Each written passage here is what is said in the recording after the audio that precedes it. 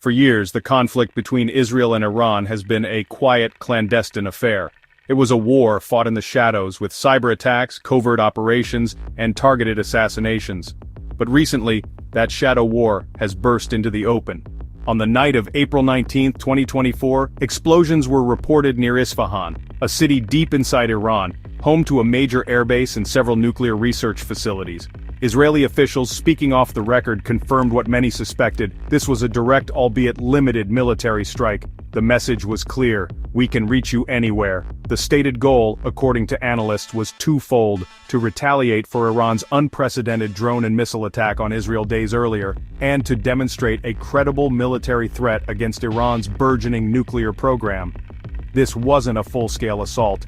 It was a carefully calibrated operation, designed to send a signal without triggering an all-out war. The targets were military, specifically an S-300 air defense radar system protecting the Natanz nuclear facility.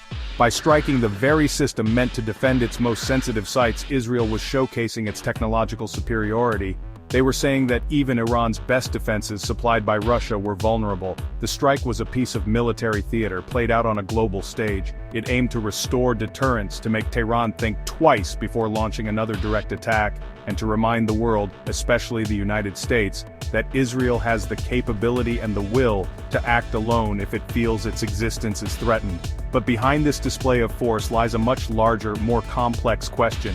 Can airstrikes, no matter how precise, truly achieve Israel's ultimate strategic goals?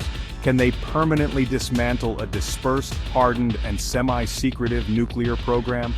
And could they ever lead to the downfall of the Islamic Republic's government in Tehran? These are the critical questions that military planners in Tel Aviv and political leaders in Washington are grappling with. The Isfahan strike was a tactical success, a single sharp jab. But winning a single exchange is not the same as winning the fight, and the path from a limited strike to a strategic victory is fraught with immense challenges and historical precedents that suggest caution. The operation itself was a marvel of modern military planning.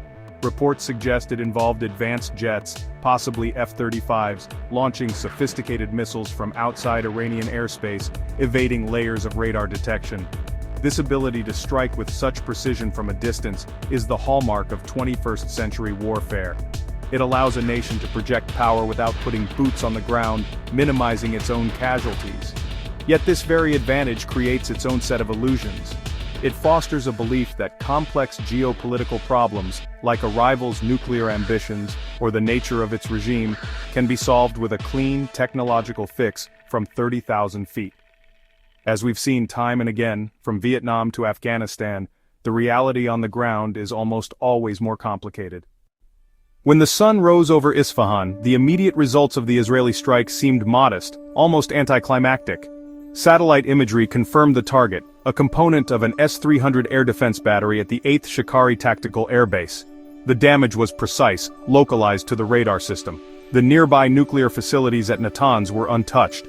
Iranian state media downplayed the incident, initially claiming the explosions were caused by their own air defenses intercepting small drones. This muted response was strategic. Tehran, having made its own point with its massive but largely intercepted barrage days earlier, sought to de-escalate. By not acknowledging the full extent of the Israeli strike, they avoided the public pressure to retaliate forcefully once again. From a purely military perspective, the strike was a success. Israel proved its point. It demonstrated a sophisticated capability to penetrate deep into heavily defended Iranian airspace and hit a specific, high-value military target with precision.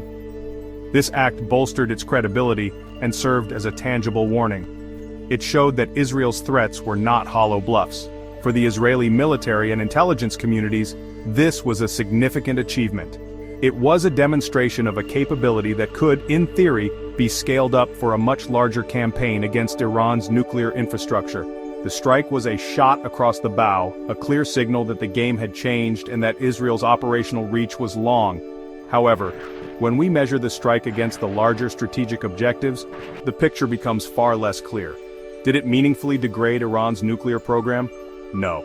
The program's core components, the centrifuges spinning in underground halls, the stockpiles of enriched uranium, the scientific expertise, were completely unharmed. The strike was akin to disabling a single security camera on a fortress wall. While it exposes a vulnerability, it does not bring the fortress down. The fundamental problem for Israel remains unchanged. Iran continues to enrich uranium to near weapons-grade levels, and its breakout time, the time it would need to produce enough fissile material for one bomb, remains dangerously short. Ultimately, the Isfahan strike was a tactical victory that highlighted a strategic stalemate. It succeeded in its limited goal of a calibrated retaliation, restoring a measure of deterrence without sparking a wider regional war. But it did not, and could not, solve the underlying security dilemma. It was a single dramatic scene in a long and grinding drama. The strike bought time, perhaps, and it sent a message. But it did not eliminate the threat. Iran's nuclear ambitions are not housed in a single radar system. They are embedded in a national strategy, buried deep underground and shielded by a regime that sees them as essential to its survival. A single, precise airstrike can't change that. Modern warfare is defined by technology that seems to come straight from science fiction. We see declassified videos of laser-guided bombs entering a single window of a building, or missiles striking a moving vehicle with unerring accuracy. This is the world of the smart bomb, and it has created a powerful and seductive illusion. The idea of a perfect, clean, and decisive war fought from the air.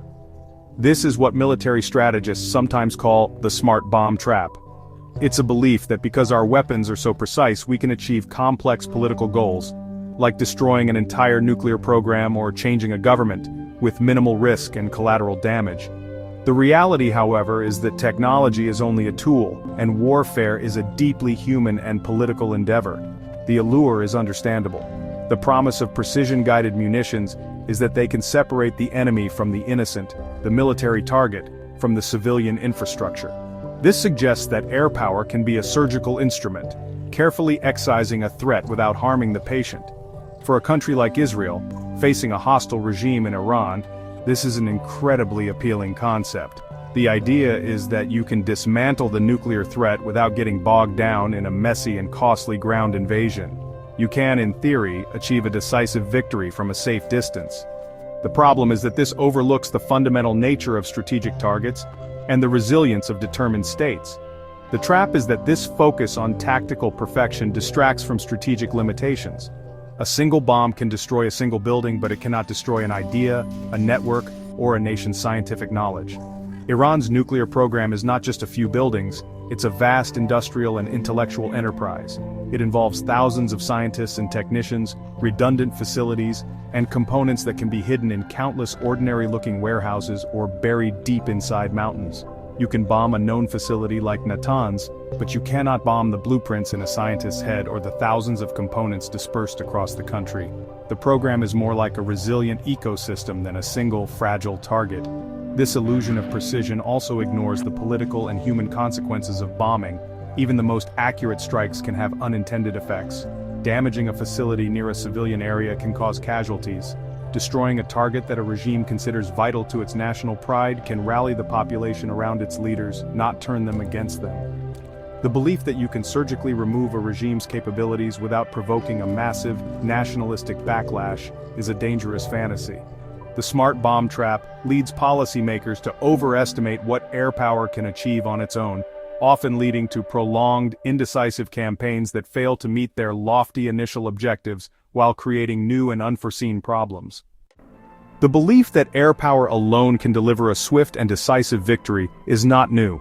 It's a recurring dream that has captivated military thinkers for over a century, and one that has consistently collided with a harsh reality. History is littered with examples of massive bombing campaigns that, despite inflicting immense destruction, failed to achieve their grand political goals without the presence of ground forces to seize and hold territory. These historical precedents serve as a powerful cautionary tale for anyone who believes that airstrikes on Iran can be a simple solution to a complex problem. The lessons are written in the rubble of cities from Dresden to Hanoi, from Grozny to Baghdad. Look at the United States' experience in Vietnam. For years, the United States conducted Operation Rolling Thunder, a sustained bombing campaign against North Vietnam. It dropped more bombs than were used in all of World War II. The goal was to break the will of the North Vietnamese leadership and force them to the negotiating table on American terms. Yet, despite the staggering devastation, it failed. North Vietnam, fueled by nationalism and supported by its allies, absorbed the punishment and continued the fight.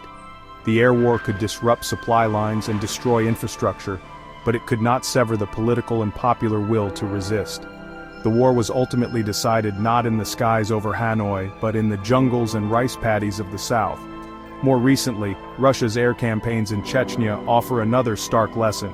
In the 1990s and early 2000s, Moscow sought to crush the Chechen independence movement with overwhelming air power, reducing the capital city of Grozny to ruins.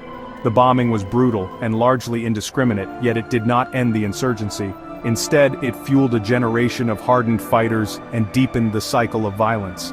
It was only after a long, grinding ground campaign, combined with a brutal political strategy of co-opting local warlords, that Russia was able to impose a semblance of control. The air war inflicted terror and destruction, but it could not, by itself, achieve political submission. Even Israel's own history provides evidence of these limits. In the 2006 Lebanon War, the Israeli Air Force conducted a massive air campaign against Hezbollah. The goal was to dismantle the organization and recover 2 captured Israeli soldiers. For 34 days, Israeli jets struck thousands of targets across Lebanon. While they inflicted significant damage on Hezbollah's infrastructure, they failed to cripple the organization or achieve their primary objectives. Hezbollah continued to fire rockets into Israel until the final day of the conflict. The war ended not with a clear Israeli victory, but with a United Nations brokered ceasefire, leaving a more heavily armed and battle-hardened Hezbollah on its border. Air power proved to be a powerful but ultimately insufficient tool. Destroying Iran's nuclear program with airstrikes isn't just a matter of hitting 1 or 2 targets. It's really an attempt to solve a complex 3-dimensional puzzle where, honestly, many of the pieces are hidden. The first and most obvious challenge is the physical protection of the facilities. Iran has learned from Israel's 1981 strike on Iraq's Osirak reactor and its 2007 strike on a Syrian reactor. In response, it has built its most critical nuclear sites, like the Fordow fuel enrichment plant, deep underground. Fordow is carved into a mountain near the city of Qom, reportedly under as much as 300 feet of rock and earth. This makes it incredibly difficult to destroy with conventional bombs. Even the most powerful bunker-busting munitions in the US or Israeli arsenal may not be able to reliably penetrate such depths and cause enough damage to neutralize the facility. It would likely require multiple perfectly placed strikes, which is a feat that's exceedingly difficult to achieve against a defended target. Furthermore, a bombing campaign would have to be comprehensive. It's not just Fordow and the larger, less protected facility at Natanz. A successful campaign would need to hit dozens of sites simultaneously.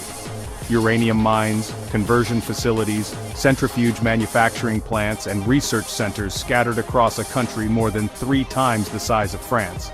The intelligence required to identify and track all these components would have to be, well, perfect. Beyond the challenge of hitting hardened and dispersed targets, there's also the immense risk of radiological contamination.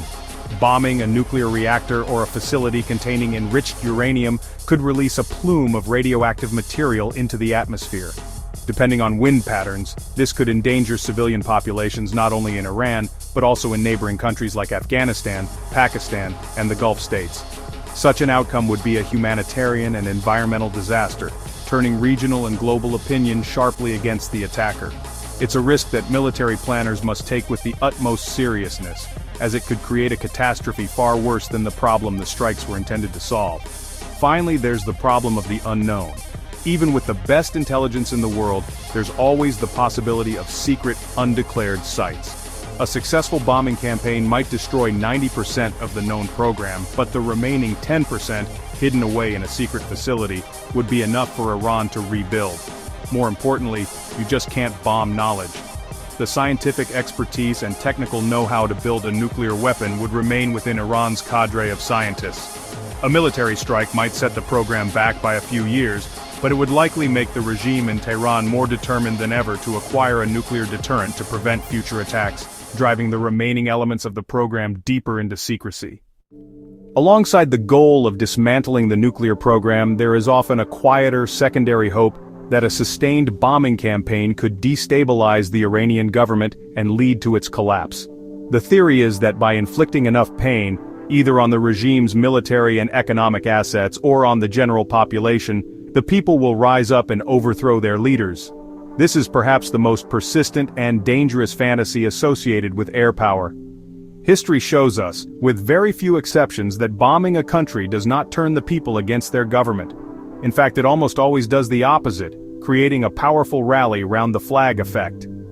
When a nation is attacked by an external enemy, the primary human instinct is not to blame one's own leaders, but to unite against the foreign aggressor. Nationalism is a potent force, and nothing galvanizes it like foreign bombs falling on one's homeland.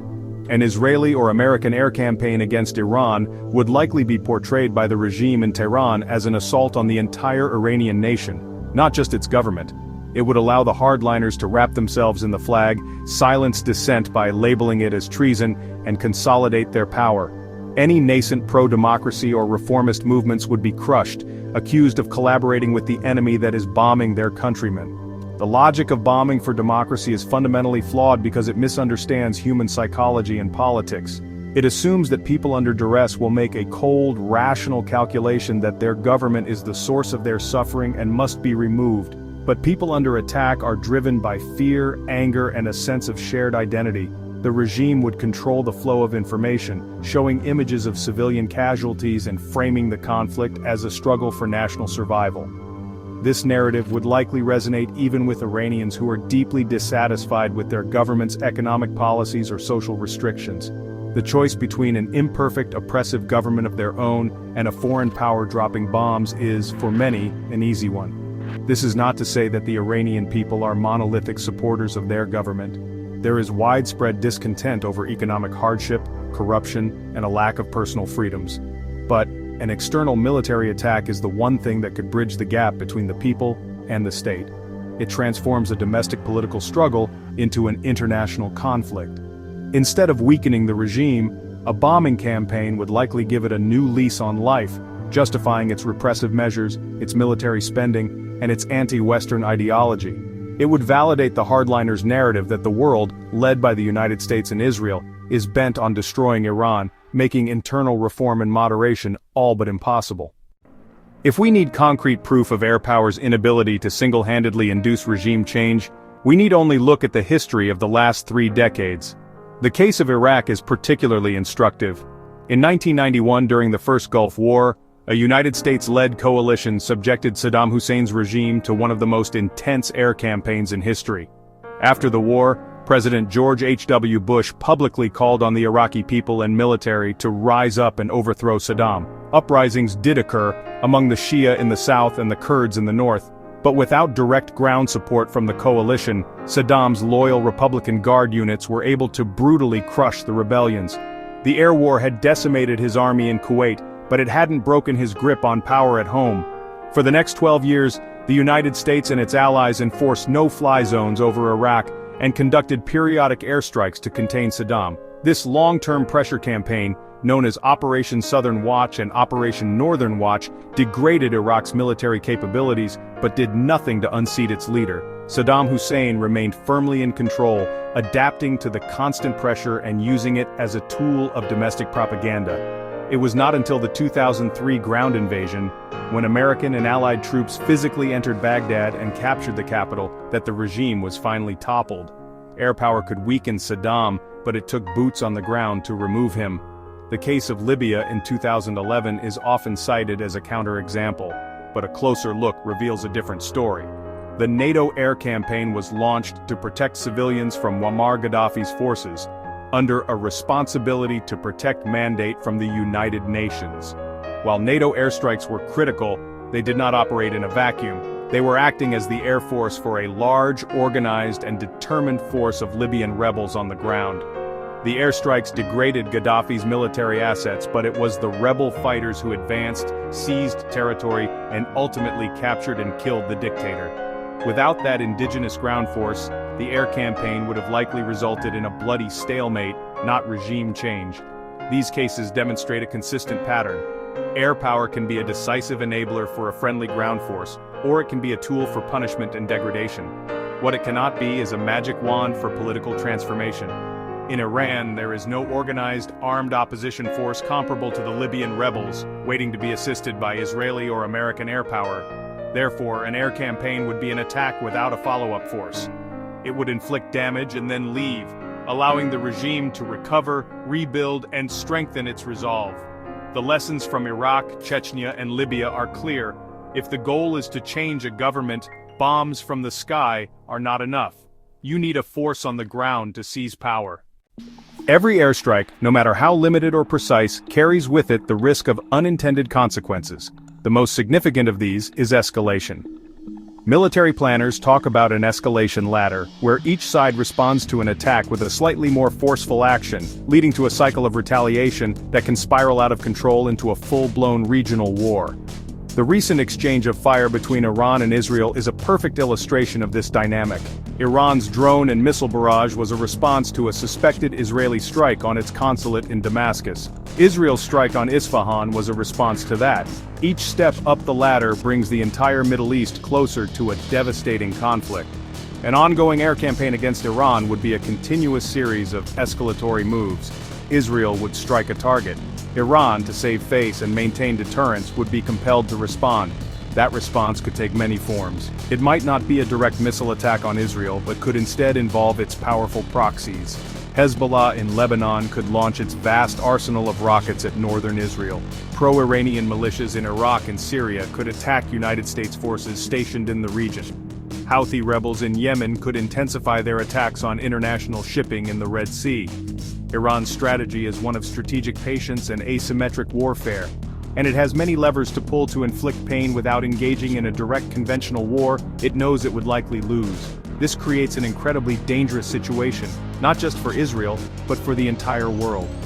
A wider conflict in the Middle East would have catastrophic economic consequences.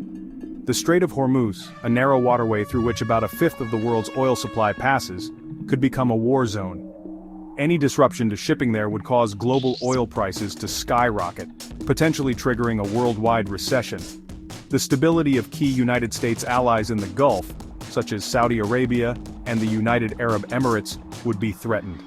A regional war would draw in the United States, divert its attention and resources from other global challenges, and risk countless lives. The belief that an air war can be kept limited and contained is a gamble against long odds.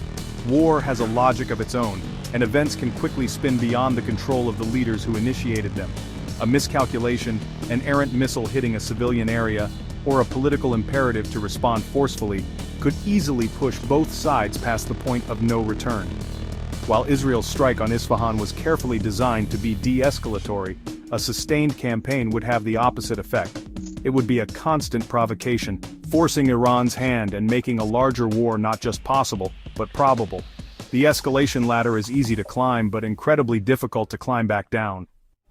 In the final analysis, the pursuit of security through an air campaign alone is a futile endeavor for Israel. The challenges are simply too great, and the potential for success too small. The core of Iran's nuclear program is physically hardened and dispersed, making it a nearly impossible target for a decisive knockout blow from the air. Any attempt to do so would risk a radiological disaster, and would likely fail to destroy the scientific knowledge that forms the true foundation of the program. At best, such an attack would achieve a temporary setback, while making the Iranian regime even more determined to acquire the ultimate deterrent. It would be a tactical action that leads to a strategic failure. Furthermore, the idea that airstrikes can bring about a desirable political change in Tehran is a dangerous illusion, unsupported by a century of military history. Foreign bombs do not inspire democratic revolutions. They inspire nationalistic defiance. An air campaign would almost certainly strengthen the position of the hardliners in Iran, silence dissent, and unite the population against a common enemy. It would destroy any hope for internal reform and moderation, the very things that could lead to a less hostile and more stable relationship in the long run. The regime change fantasy is a dead end, one that ignores the fundamental realities of politics and human nature. What an air war would guarantee is a cycle of violence and escalation that would destabilize the entire Middle East. It would trigger retaliation from Iran and its network of proxies, threatening Israel's cities, American troops in the region, and the global economy. It would be a climb up the escalation ladder with no clear off-ramp, risking a regional conflagration that no one wants, but that no one can control once it begins. The path of ongoing airstrikes is not a path to security, but a path to a permanent state of low-grade and potentially high-intensity warfare. It is a strategy of managing a threat, not eliminating it, but a management style that constantly risks catastrophe. Therefore, we must conclude that the promise of air power as a clean, simple solution to the Iranian nuclear threat is a trap. While Israel's technological prowess is undeniable and its need for security is real and pressing, airstrikes are not the answer. They cannot achieve the strategic goals of destroying the nuclear program or changing the regime. Real security will not be found in the payload of a fighter bomber. It will have to be forged through a combination of credible deterrence, resilient defense, and patient, clear-eyed diplomacy, however difficult and frustrating that path may be. To believe otherwise is to ignore the clear and consistent lessons of history.